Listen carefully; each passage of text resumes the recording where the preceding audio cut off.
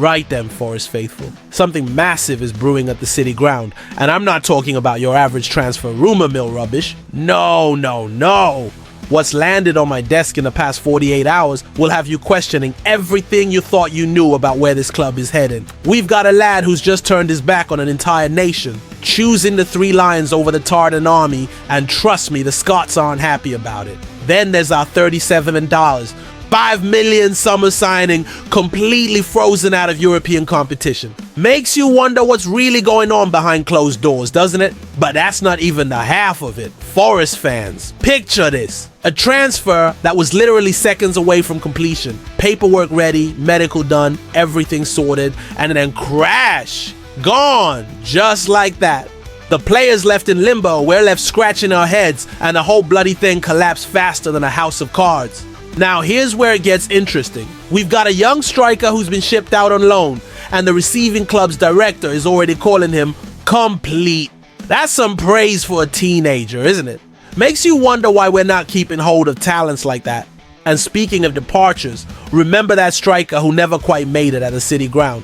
Well, he's officially a free agent now. And guess who's sniffing around? Only one of Europe's biggest clubs. The same player we couldn't get firing is suddenly hot property again. Here's what I want to know from you lot.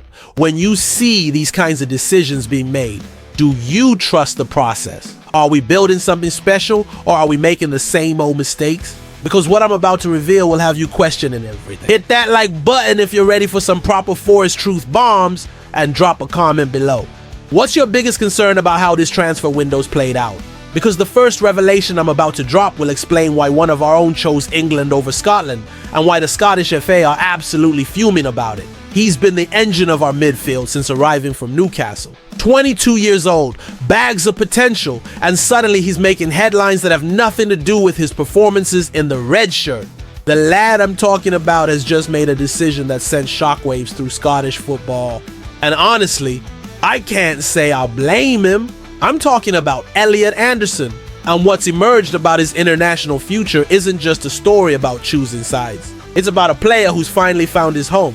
Here's what actually happened, Forest fans. Anderson was born in Whitley Bay, spent 14 years at Newcastle's academy, but was eligible to represent both England and Scotland. 2 years ago, Steve Clarke brought him into the Scotland setup for training sessions. The Scottish FA thought they had their man.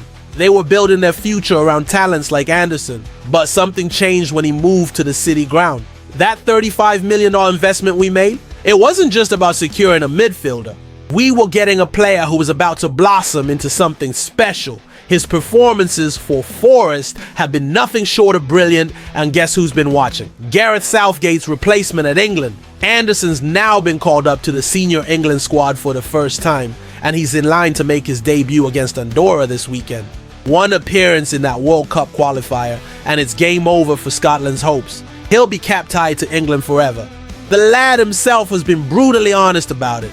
I'm definitely English, he said.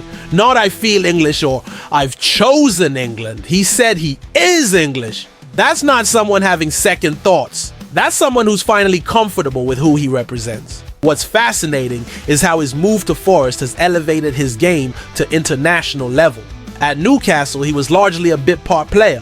Here at the City Ground, he's become absolutely crucial to how we play. The consistency, the energy, the technical ability, it's all clicked since he put on the red shirt. For Scotland, this is devastating. They invested time in him, brought him into the setup, and thought they were nurturing their next midfield star. Now they're watching him potentially make his England debut while wearing the Three Lions, knowing they'll never get another chance. But here's the tactical reality for us. Anderson's international recognition reflects how well we've utilized him.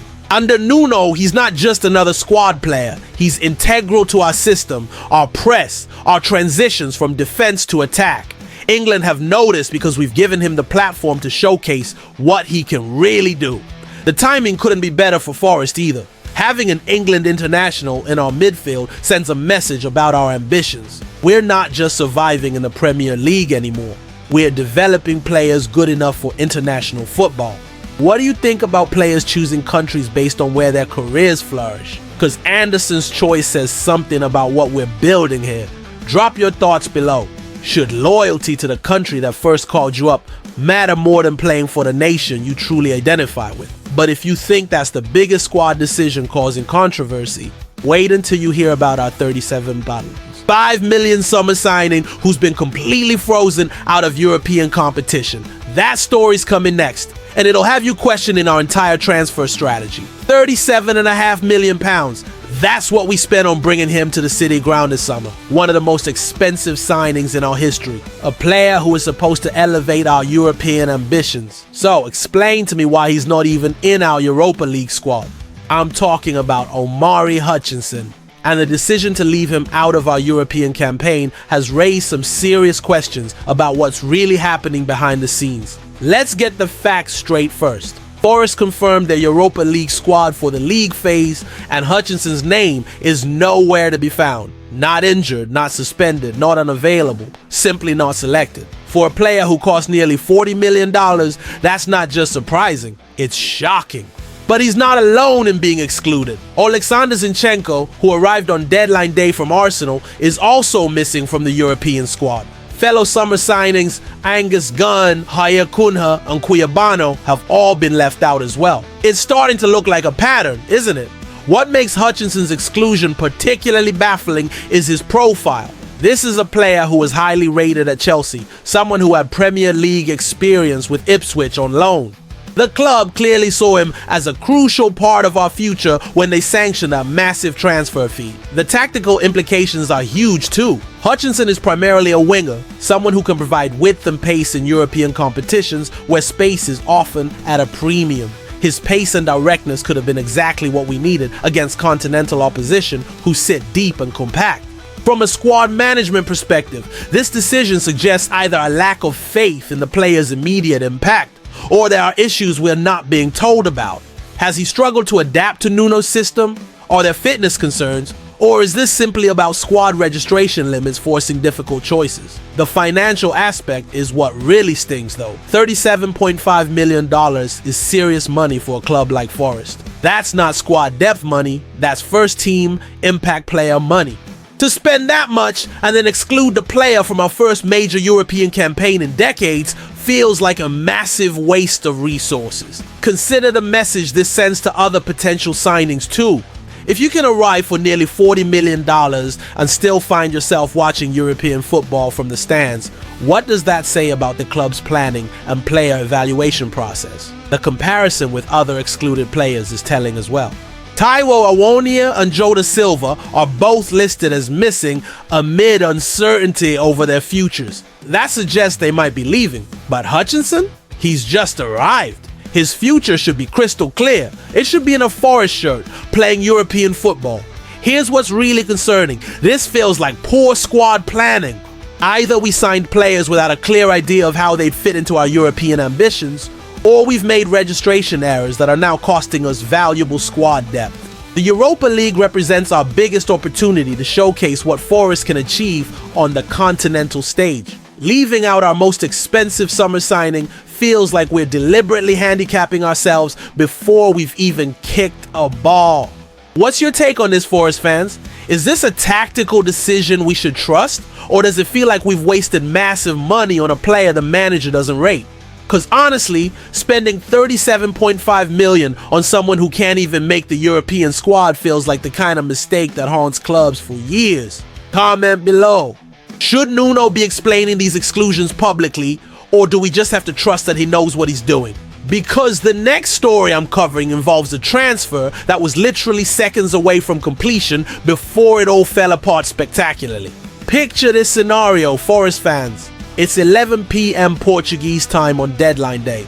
The paperwork's ready, the medical's done, agreements reached on both sides. A player who's desperate to leave finally has his escape route sorted. All that's left is submitting the registration before midnight, and then nothing. Complete failure. The deal collapses with seconds to spare. I'm talking about Jota Silva. And what happened with his move to Sporting Lisbon is the kind of transfer drama that makes your blood boil. Here's exactly what went down. Sporting reached a full agreement with Forest for Jota's transfer. We're talking about a loan deal with a $3.9 million fee plus an obligation to buy for 13 oilers. 5 million at the end of the season. Not bad business for a player who's barely featured for us, right? The Portuguese club thought they had their man. Jota was desperate to return to Portugal, having struggled to establish himself at the city ground since arriving from Vitória Guimarães. Everything was in place, until it wasn't. At 11 p.m. Portuguese time, with just 1 hour left before the deadline, Sporting had the deal agreed. But somewhere between agreement and registration, the whole thing fell apart. They couldn't get the paperwork submitted in time. By midnight, Jota Silva was still a Forest player, stranded at a club where he clearly doesn't feature in the manager's plans. From Jota's perspective, this must have been devastating. He joined Forest last summer with high hopes, made 38 appearances, scored 4 goals, and got 3 assists. Decent numbers, but clearly not enough to convince Nuno that he's first team material. This season, 1 brief substitute appearance against Brentford, then completely frozen out of matchday squads. The tactical reality is that Jota simply doesn't fit Nuno's system. He's a traditional winger in an era where fullbacks provide most of the width. His pace is useful, but his end product hasn't been consistent enough for Premier League football. Forest needed to move him on, and Sporting's offer represented excellent business. What makes this failure even more frustrating is that Forest were only interested in selling, not loaning. That suggests we wanted to recoup value on a player who cost us decent money but hasn't delivered the impact we expected. Missing out on $3.9 million up front with a guaranteed $13.5 million follow-up feels like a massive opportunity lost. But here's where it gets interesting. Jota is still expected to leave. The Saudi Pro League and Turkish windows remain open, and there's concrete interest from Nottingham SC. They're reportedly preparing a loan approach with an option to buy, and the financial package could actually exceed what Sporting were offering. The Saudi option represents a completely different career path for Jota. Instead of returning to familiar Portuguese football, he'd be entering one of the world's most lucrative leagues. From a purely financial perspective, it might work out better for both player and club. Forest's position throughout this has been pragmatic. We've recognized that keeping an unhappy player who doesn't fit the system helps nobody. With 3 years left on his contract, Jota represents a significant asset that needs to be monetized properly. The margins in modern football transfers are absolutely tiny though. Missing out on Sporting's deal by literally seconds highlights how chaotic deadline day can be. 1 technical glitch, 1 delayed email, 1 missing signature, and millions of pounds worth of business disappears. What's your verdict on this whole saga? Should Forest have pushed harder to get the Sporting deal over the line? Or is waiting for a potentially better Saudi offer the smart move? Because honestly, having a player under contract who's not part of the manager's plans is never a good situation. Let me know in the comments. Do you think the Saudi League represents a good destination for players who can't quite cut it in the Premier League? Because our next story involves a young striker who's already being praised as having a complete game despite being a teenager. Here's a story that might restore some of your faith in Forest Academy development, because while we've been talking about expensive signings and failed transfers, there's a 19-year-old striker who's just earned some incredible praise from his new loan club, and the speed of his journey will blow your mind. I'm talking about Donald McNeely, and what Wycombe Wanderers director of football has said about his complete game suggests we might have unearthed something special. Let me paint you the timeline first, because this is mental. McNeely was playing for Chelsea until literally the final day of the summer transfer window. On deadline day itself, we signed him from the Blues and immediately sent him straight out on loan to Wycombe. That's not normal business, is it? That's either panic buying or absolute masterclass planning. But here's what's got Wycombe's hierarchy so excited. Tom Stockwell, their director of football strategy and data intelligence, has been raving about what they've got. Donald has a very complete game, he said. That's serious praise for a teenager who's literally just walked through the door. Stockwell broke down exactly what makes McNeely special. He is strong in his frame to link back to goal, he's technically strong to play with teammates around the box, and has the pace and power to threaten in the channels and in behind. That sounds like a complete modern striker profile, doesn't it? The goal record backs up the hype too.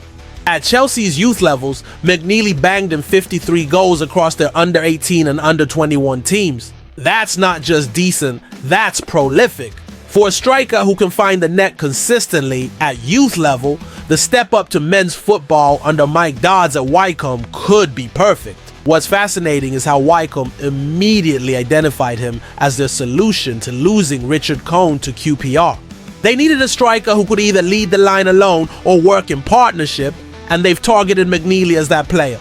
That suggests serious scouting and analysis went into this move. From Forest's perspective, this looks like smart development planning. Instead of having a promising teenager sitting in our reserves, we've placed him somewhere he'll get proper League One experience. Under a manager like Mike Dodds, who knows how to develop young players, McNeely could return to Forest as a genuinely ready first-team option. The complete game description is what catches my attention though. Too many young strikers are one-dimensional, either pace merchants or target men or technical players. But Stockwell specifically mentioned McNeely's ability to link play, work in tight spaces, threaten in behind, and score different types of goals. That versatility is exactly what modern football demands. Consider the pathway this represents too. McNeely goes from Chelsea's academy to Forest books to regular League One football, all in the space of about 24 hours. If he impresses at Wycombe, he could return to Forest as a genuine squad option for next season. That's rapid development if it works out. The deadline day timing suggests this was carefully planned as well. Forest clearly identified McNeely as a talent worth acquiring, but knew he needed game time immediately. Rather than promising him opportunities he might not get, we've secured his development elsewhere while keeping his long-term future tied to the city ground. Wycombe's excitement about having him is infectious too. When a League One club's director of football talks about a player having pace and power to threaten in channels and in behind, plus the ability to score all types of goals, that's not standard loan signing talk. That's genuine excitement about a player's potential. What's your take on this approach, Forest fans? Do you prefer seeing our young talents getting proper game time in League One? Or should we be keeping them closer to home? Because there's something to be said for a teenager who can immediately impress experienced football people at his new club. Drop a comment below.